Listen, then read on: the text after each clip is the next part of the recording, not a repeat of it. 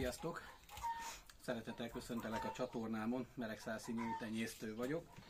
És úgy ígértem nektek egy videós sorozatot, ahol egyesével elő fogom venni azokat a nyulakat elsősorban, amelyeket én már tenyésztettem, és amelyeket esetleg most is tenyésztek.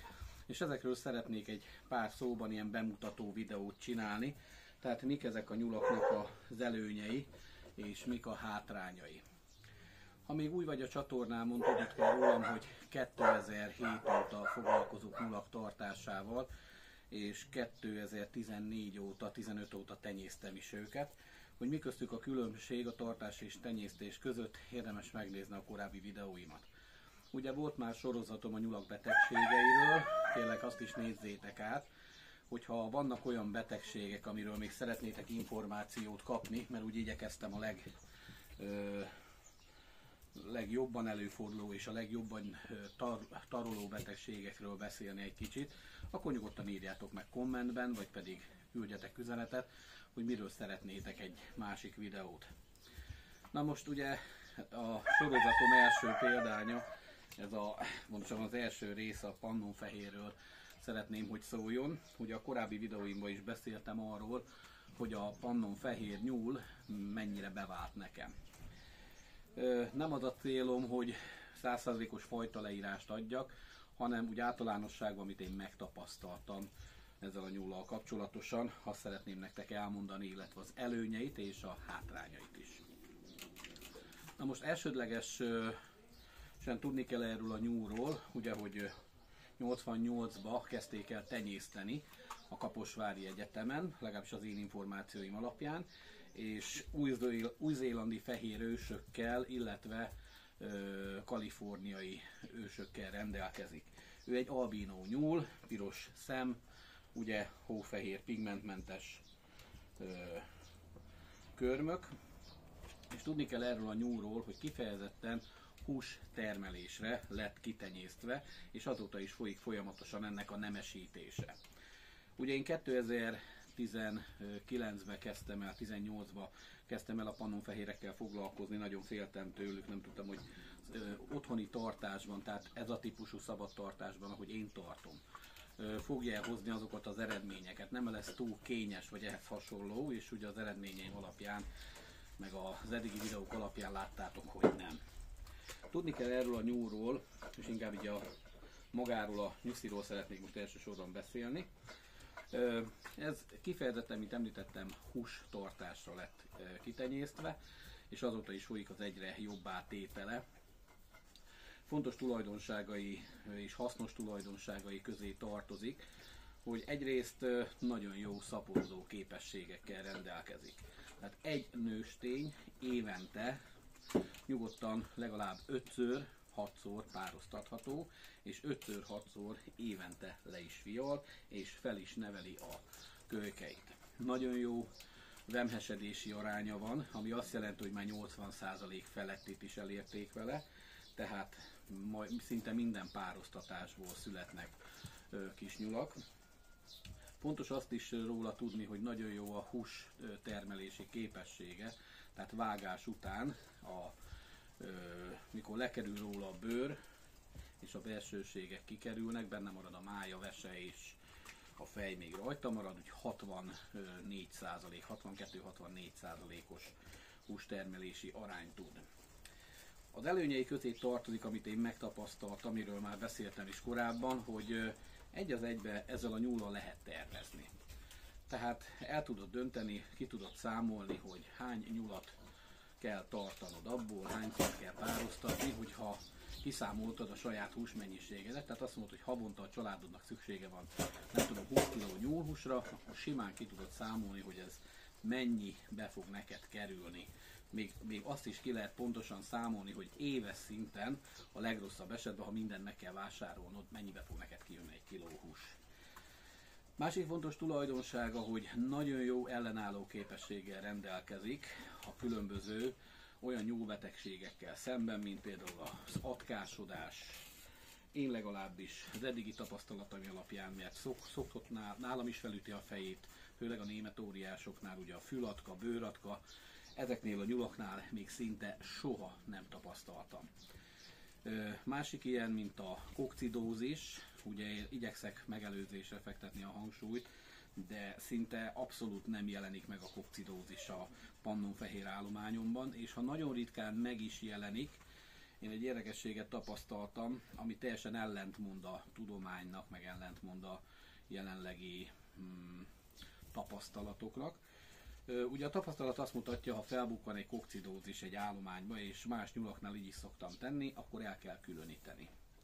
Én észrevettem, hogy amikor elkülönítem a pannon nyulat, mikor feltűnik nála ugye a fenekén látszik a fososodás a többitől, ez főleg ilyen 6 és 10 hónap, 10 hetes kor között, akkor előbb vagy utóbb garantáltan elpusztul az a nyúl. Hiába itatom triszulfonnal, egyszerűen magára van hagyva és elpusztul.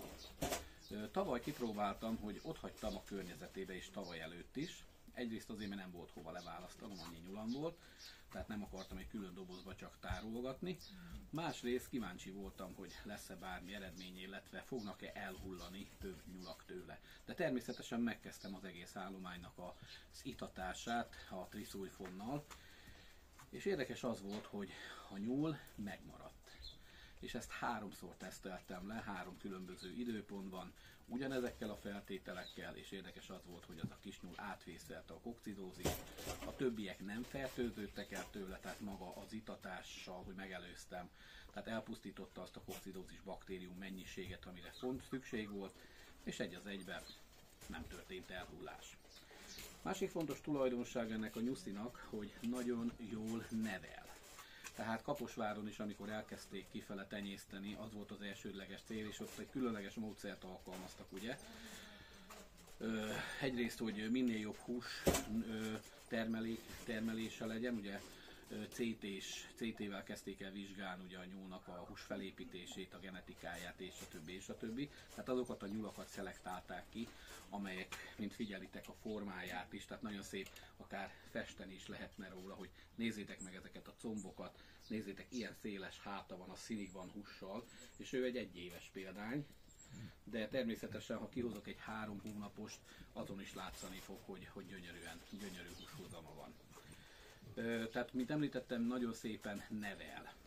Ez azt jelenti, fialáskor átlagosan 9 és 12 között szokott fialni, ami azt jelenti, hogy természetesen lehet 7 darab is a fialása, és lehet 14-15 is, de az átlagosan ez a 9 és 12 között, és szinte egy 10%-os eltéréssel mindet felneveli. Nagyon gyönyörűen gyarapodik a súlya. Napi szinten az első hetekben 20-30 g, de a 8.-10. héttől már ilyen 35-40 g-ot is tud naponta magára szedni. És ezáltal eléri azt a vágó súlyt 90 napos korára, de akár 85 napos korára is, ami már ideális hústermelés szempontjából. Én amit tapasztaltam, ugye rengeteg nyulat vágtam le tavaly, és tavaly előtt is voltak megrendeléseim, és nem mindegy volt, hogy most egy megrendelésnél, amikor egyszerre 40 vágónyulat vittek el, hogy hány kilót mutat a mérleg. Ugyanannyi mennyiségnél, ugyanannyi idő alatt, ugyanannyi táppal és terménnyel való étetés és szénával való étetés során, tehát átlagosan 1,8 kg-ot hozott egy nyúl, mikor az átlagot vettem, ami azt jelenti, hogy voltak köztük, ami csak 1,6 kilósok voltak, de voltak, akik elérték a 90 napos korra a 2 kg és 2 kg 10 dekát is. Tehát ezek gyönyörű mutatók. Másik dolog még a nyúllal kapcsolatban, hogy mint említettem, kiváló anyák, éppen ezért nagyon sok németóriás tenyésztő csak azért tartja őket, vagy a burgundit is, mert az is nagyon jó anya, hogyha nemesítés történik, és ugye várják a németóriás kisnyulaknak a fialását, és ott is van az, hogy egyszerre fial 10-12-t is a nőstény, ilyenkor átteszik a pannon alá, tehát egyszerre pároztatnak pannon anyákat is, és ők gyönyörűen felnevelik. Fontos még tudni erről a nyúlról, hogy hengerteste van. Tehát pont a húsvéget, és ha megnézitek, ennek főleg, ha ki már nyúzott meg ilyen nyulat, és hát bocsánat, hogy ilyenről is beszélek, de hát húsra tenyésztük, nagyon vékony a bőre, nagyon vékony a csontozata, és bár ez egy vak, egy kicsit nagyobb a feje, de picik is hosszúkás feje van, tehát nagyon-nagyon minimálisan vesz el a vágó súlyából, tehát ezek az értékek. Például egy példát mondok nektek, egy német óriásnak sokkal vastagabb a bőre és sokkal nagyobb a feje, tehát éppen ezért kisebb is a vágási termelékenysége. Mivel folyamatosan folyik ezeknek a nyulaknak a tenyésztése, és egyre jobb eredmények születnek, ezért mindenképpen tanácsos, hogy csak is a Kaposvári Egyetem friss vérvonalából érdemes mindig, hogyha szeretnétek tovább menni ezzel a nyúltartással, onnan érdemes hozni, hiszen egyre kiválóbb nyulakat kaptok. Ha picit is, de javítva vannak, és egyre jobb vágási eredményeket érnek el. Ugye elindult egy másik vonal is a Kaposvári Egyetemen, az XXL-es nyulaknak a tartása. Itt apai vonalon indulnak el az XXL-es nyulakkal. Amit tudni kell róluk, hogy ezek a nyulaknak a legnagyobb, az átlagos pannonyúlnak a növekedése, tehát felnőtt korra eléri a 4 és 4,8 kg közötti súlyt. És ugye, mint említettem, 90 naposan 3 kg 20 dekát ér el élő súlyban. Az XXL-es viszont majdnem egy kilóval őt megelőzi. Tehát ez azt jelenti, hogy ugyanannyi idő alatt majdnem egy kilóval, tehát amikor elérjük azt a 90-95 napot, ő egy 4 kg 20 dekás eredményeket produkál. Én mégis ezt a nyulat tartom, mivel a pannon fehér kifejlett korára az XXL-es elérheti a 6 kilót is, és nekem a vásárlóknak az igényeit kell figyelembe vennem, és a vásárlók nem szeretik a túl nagy nyulakat. Eleve összeg szempontjából sem, másrészt ugye egész nyulat kell venniük, és éppen ezért 3 hónapos korba számukra a legideálisabb, vagy 4 hónapos korba, amikor levágom a nyuszit, egy ilyen 1,5 és 2 kg 20 deka közötti súly. Tehát így veszik a legjobban, és úgy igazából így a legfinomabb is, ha csemegenyóként kisütjük a nyulat. Akár egybe, akár külön-külön, vagy bárhogy. Mit kell még tudni? Ugye beszéltem arról, hogy fűlatkásodás vagy bőrlatkásodás szinte egyáltalán nem. Az oltásokat nála nem lehet kihagyni. Igényli a folyamatos minőségi kaját, igényli a megfelelő helyet, hogy ne kis helyre legyen bezsúfolva, igényli a szeretetet. Én legalábbis azt tapasztaltam, hogy nézzétek meg most is milyen nyugodt. Én szeretek velük foglalkozni, ezért is tanácsoltam még a legelső videóm elején, hogy csak az kezdjen el nyulak tartásával foglalkozni, aki szereti is az állatokat. Most még a fiatalokról egy pár szót ejtenék, ugye a növendékekről.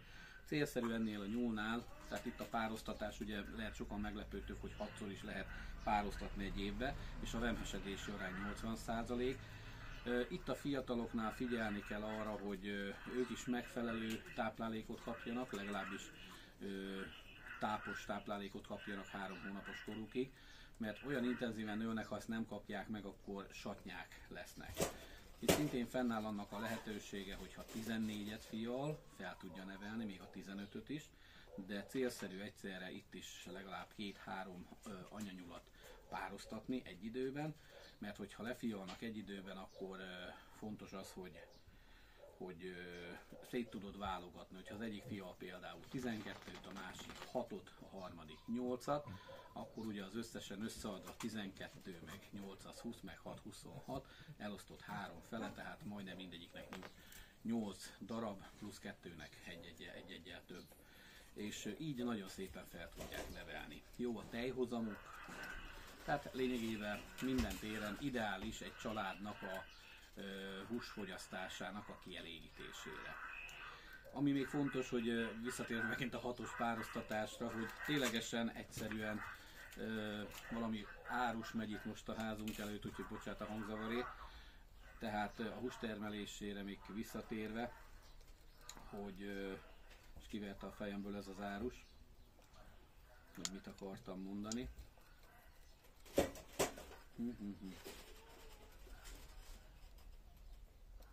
Ja igen, a párosztatására visszatérve, hogy a hatszorosan párosztatható. Ugye a nyári időszakban őtet is meg kell hagyni, hogy pihenjen. Én éppen ezért úgy szoktam párosztatni, hogy egész télen, tehát ősztől megkezdem szeptembertől a párosztatást, és ez tart nálam egész április végig, de akár májusig is.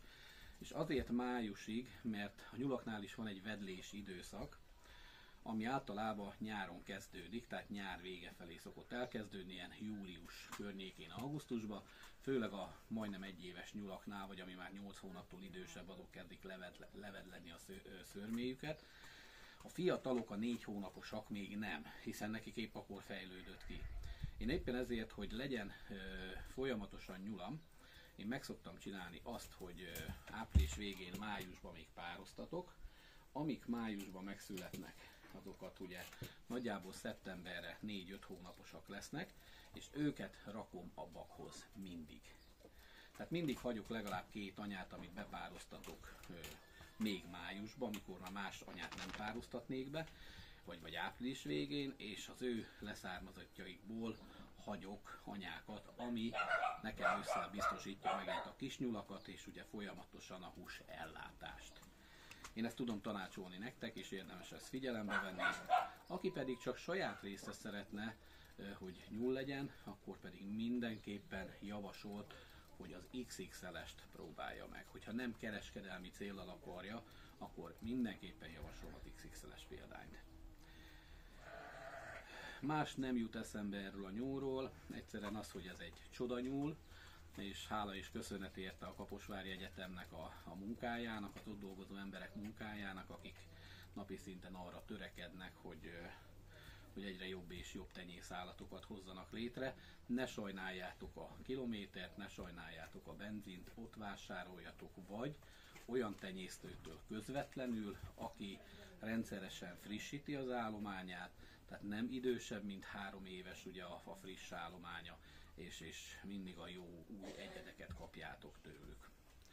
Hát én itt be is fejezem, ha még nem vagy tag a csatornámon, akkor van egy tagsági lehetőség, ezzel is támogathatod a munkámat.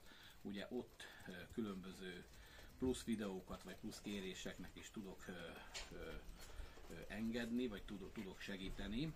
Ugye nagyon sokan kerestek meg privátba, és sajnos ez a mennyiség kezd már olyan szintre jutni, ahol nem tudok mindenkinek időben válaszolni, ezért az elnézéseteket is kérem, de a tagok mindig előnyt élveznek a válaszok és a kérdések kapcsán. Nézzétek, milyen állása van, mintha tudná, hogy róla van szó. Igen, és iratkozz fel a csatornámra, ha tetszett, amit mondtam, oszd meg, és hogyha szeretnél több ilyen információt kapni, akkor természetesen továbbra is kövess engem. Nagyon szépen köszönöm, hogy megnéztél, és ha még van kiegészítő vagy kérdésed, akkor nyugodtan a videó alatt ezt felteheted. További szép napot kívánok nektek, és kellemes hétvégét, ugyanis ma szombat van, ugye hétvége van, március 2. napja. Legyen szép napotok. Sziasztok!